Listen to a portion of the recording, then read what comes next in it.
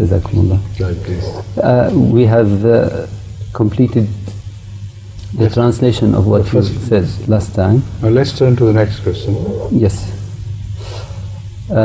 You'd like to finish that one? What was the point? It was about Prophet Muhammad, whether anybody, sallallahu alayhi wasallam, can, if he could... Oh yes, that's right. You know, I was discussing the general principle of equality in relation to the creation of God. So I was telling you the basic, very important issue is how the Creator, God the Creator, can be equitable to all His creation while He is creating different things, different types of things, and the character of each thing is classified according to the species, but yet at the same time each individual of that species has its own individuality. In similarity you find diversity. So this is the scheme of things we have seen. The question can be raised between species and species and individual belonging to the same species. You see, some people, human beings, are born with dark skins, some with fair skins, some with yellow, some with purple and this and that. And yet among them, those who belong to black nations, there are people who are very fat and very clumsy looking, and there are people who are very smart and very attractive, and the color does not stand in the way of their charms and beauty. And the same applies to the people of all races and all colors. Now, should God have made them equal, exactly alike? Every person belonging to the same species? And only then he would be declared a just God? If so, then why the confinement of a species to be made at all? Then the debate between species and species would begin. Why have you made them better than us? Why can they fly and we can't? The ants will raise the question against the birds. So once you begin this, then everything will become exactly the same all over creation. No difference whatsoever. So what sort of world that would be? Where would be the trial of good and bad? And how would one make progress in the direction of unlimited higher refinement of characters? So that is why I said, first of all, we should understand what equality means. Equality, as I have understood from the verses of the Holy Quran, is the equality of the principle of justice involved in reward and punishment. Yardstick is the same. Everyone is measured by the same yardstick. And the result, as far as the efforts put in are concerned, the input of the efforts is concerned, is measured with a principle which never makes a mistake. For instance, if somebody is born with a sluggish mind, he cannot memorize the verses of the Quran well, he cannot remember the injunctions. Somebody who is born with inadequate capabilities to perform Salat or Hajj or keep Roza, etc., will such people who are at disadvantage in this regards be punished, and those who can do it better, who are gifted better, will they be awarded with things of which they will be deprived? This is the question. The Holy Quran says no.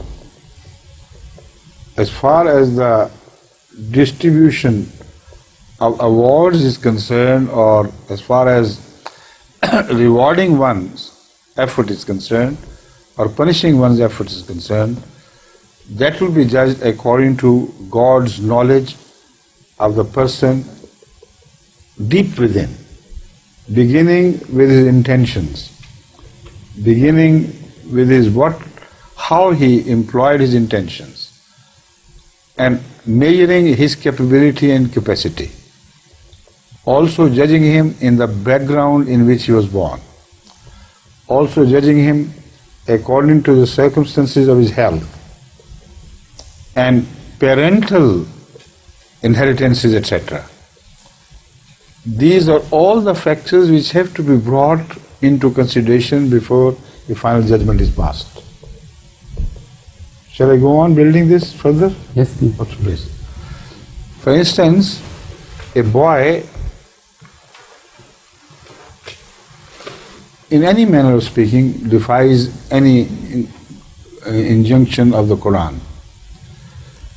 He could be born in a family which is pious, which knows the teachings of the Quran, whose background is good, whose forefathers have been all good. Now this man or woman, they might have committed a small sin, but in relation to the family background, in relation to his capabilities, he can't be punished exactly with the same measure as some person born in an ignorant family in poor circumstances, where he is also compelled to do things which a person with greater advantage never thinks of. He steals a piece of bread, for instance. Will you sever his hands while he belongs to a poor family and is hungry? Even you can't do that. So God all-knowing, who knows all the compulsions, the stories of the heart, the background, etc., He will always decide in view of the knowledge what He has of that person, in view of the circumstances in which a crime is committed, in view of the background of the person, his, the encoded characters in his DNAs and RNAs and things, and the circumstances he met with, and compulsions he faced. For instance, Allah even permits people to do certain things which are normally not permitted. You can eat the flesh of swine to save your life. So man cannot judge. It's impossible. Man can never judge correctly. Most of the man-made decisions are definitely remiss here or there. They're imperfect, if not unjust. So this is why it is the final day of judgment which decides everything. Malik Yawmiddin. It's a great message in that word. You don't have to fear. If you are at disadvantage, that will be taken into account. If you have an advantage, that will be taken into account. And the punishment or reward will be accordingly, more or less, exactly according to the dictates of the situation. The Prophet's wives, sallallahu alaihi wasallam, wa ridwanullah alaihinna, are told by the Holy Quran that if you commit this sin, you will be doubly punished. Is it unjust? Certainly not. Exactly the same is the principle I have already mentioned. You're born, you're fortunate to share the life of a prophet. Not of a prophet, of the prophet, of all the prophets. And then day and night the Holy Quran is recited in your houses, and you have the perfect advantage of living with the perfect man. Yet if you commit sin, double must be the punishment. And if you don't, you will also get double reward. Why double reward while it is so easy? Because they have to keep an effort to work as models while they were not made models.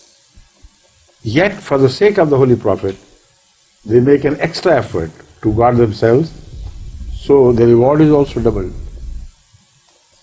So after this translation, I'll turn to the question raised, particularly with regard to Hazrat Muhammad Rasulullah Sallallahu Alaihi Wasallam and all that you asked about. Okay? Now, the case of Hazrat Muhammad Rasulullah Sallallahu Alaihi Wasallam should be understood with this background in mind, plus with the background of human experience in declaring champions. When, for instance, say swimmers are declared, the one who is champion of the school, the one who is champion of the college, the one who is champion of a district, the one who is champion of a province, the one who is a champion of a country, and then in intercommunal, international competitions, there is one who emerges as the supreme swimmer of the whole world. Do you find any injustice in that? Can you ever say, he won because he was better equipped, so give me a medal as well? Because I couldn't win the competition because I was not equipped with the qualities. Why can't everybody raise this question? Why should it only be raised in relation to Hazrat Muhammad Rasulullah Sallallahu Alaihi Wasallam? And there are things which are unknown to us as well. There are two things which must be kept in mind. First of all, everyone has a capability which is provided to him genetically. And genetically, two types of capabilities are granted to each species. That is, within the limitation of a species, an individual belonging to that species cannot cross this border. But within that, it can reach different achievements. You see, a worm cannot fly. There is a limitation. But some worms can move faster than others, but within the prescribed limitations of its species. So, first of all, it should be remembered well that different species have their limitations, the maximum. And some individuals within the species are granted greater power to do something. But the power which is granted to them is not always employed to the full. So there are two things. One, the maximum you can reach. Second, the maximum within your power that you can reach. These two could be different things. In relation to the prophets of Allah, Allah has declared all prophets before as having reached the maximum of their limits of achievements. Referring to the subject of choice of Allah and qualities of prophets, the Holy Quran says, addressing to Joseph, Hazrat Yusuf alayhi salam, وَكَذَلِكَ يَجْتَبِيكَ وَكَذَلِكَ يَجْتَبِيكَ رَبُّكَ وَيُعَلِّمُكَ مِنْ تَعْوِيلِ الْأَحَادِيثِ وَيُتِمُّ نِعْمَتَهُ عَلَيْكَ وَعَلَىٰ آلِ يَعْقُوبَ يُتِمُّ نِعْمَتَهُ عَلَيْكَ. إتمام نعمت كما أتمها على أبويك من قبل إبراهيم وإسحاق إن ربك عليم حكيم. There are two things which is, one is itmam nemat. Itmam nemat means that a man, this is the question of yashtabika, this is being resolved.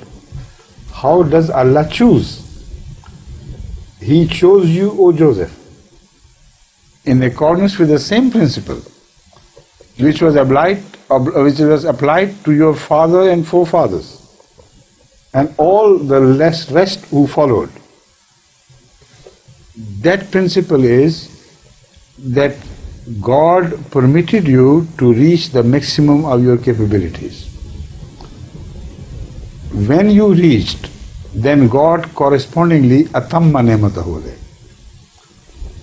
He perfected His ni'mah upon you and your forefathers, but that was the principle of choice. The choice was done when a prophet put in all his efforts to reach the limit of his tethers, the limit of his capabilities. So Allah bestowed upon him that much which he could achieve, no more. That is justice. If Allah had given him more, he couldn't have tolerated it anyway. He couldn't have assimilated it anyway. When you give more food to a good eater and less to a small eater, the small eater cannot say, "You have not been just to me." A small girl cannot address her mother by saying, "You have given so much to my elder brother, give me that much," or it will not be just. It will be unjust if more is given to the one with a smaller stomach and smaller capabilities of digestion. That is why when Moses demanded more than he could tolerate, Allah said, "It will be cruelty to you. If I show to you what you are demanding, you will be destroyed. Look at what happens when I manifest my glory, not entirely, but to a degree. What would happen to you if it is not fallen upon you, but fallen on the side of you?" Kharra Musa Sa'iqa. He could not even tolerate the glory and the grandeur and the full power of that manifestation of God.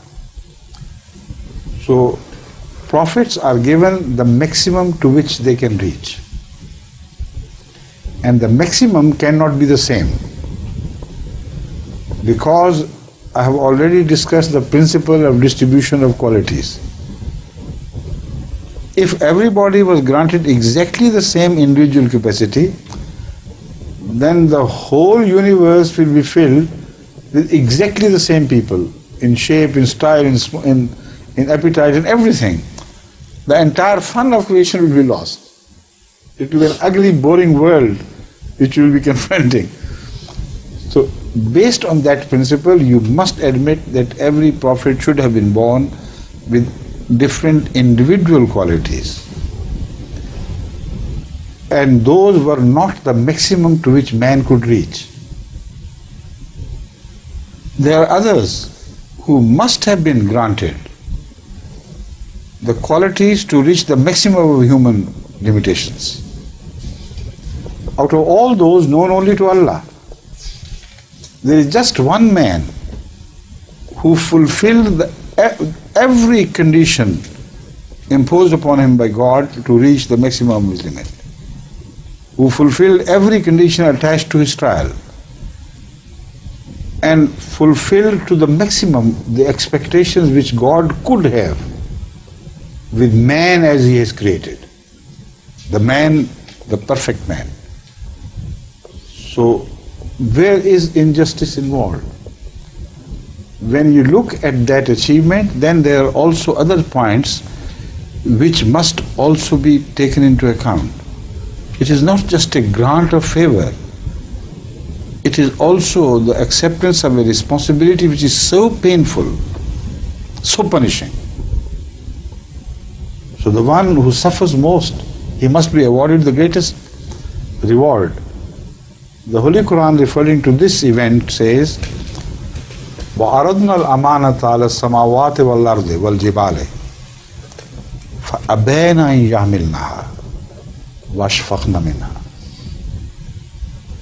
فَحَمَلَهَا الْإِنسَانُ. That is Insan Kamil, Hazrat Muhammad Rasulullah Sallallahu Alaihi Wasallam. Not that they were not granted the opportunity. Great people whom we don't know, but God knows, who could have born, otherwise Allah would not have presented to them.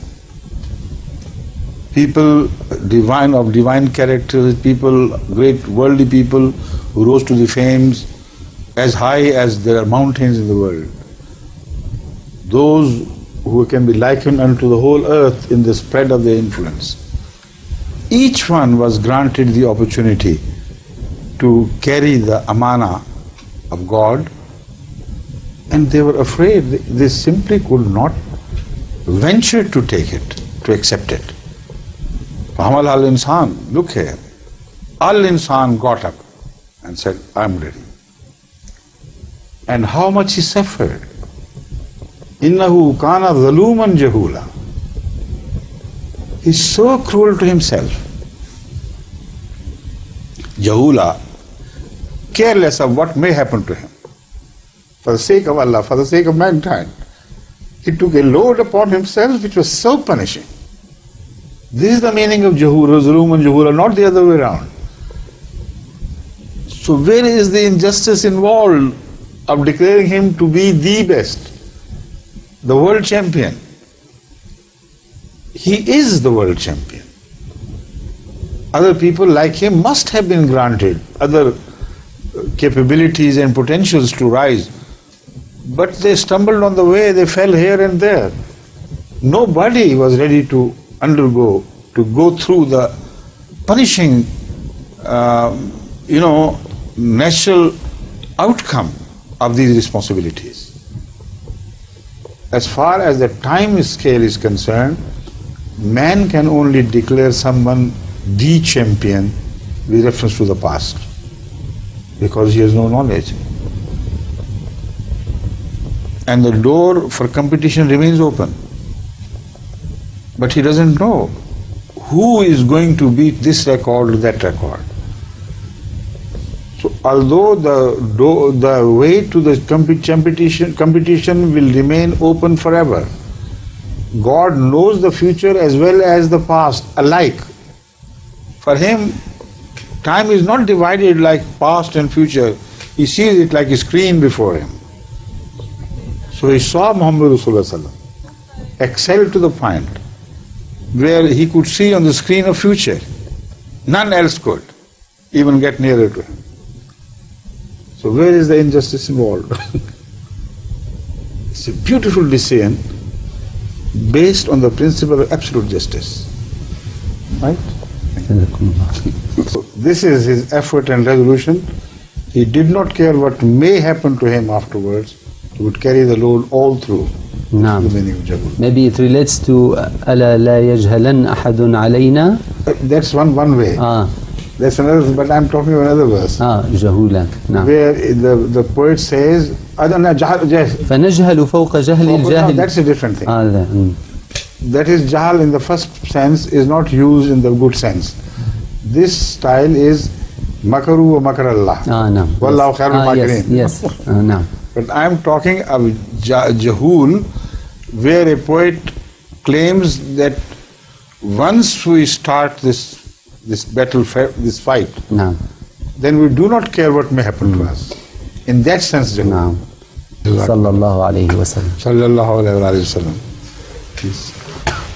Listen, if we have taken more time, what you can do is deduct this time from tomorrow and ask him or they to have a few words that this majlis is finished, the remaining of the translation will be read tomorrow. And from there, now we begin with the remaining translation and start the clock by deducting those many minutes. Right? Inshallah. So that will also give me some time for more mulaqat. Assalamu alaikum.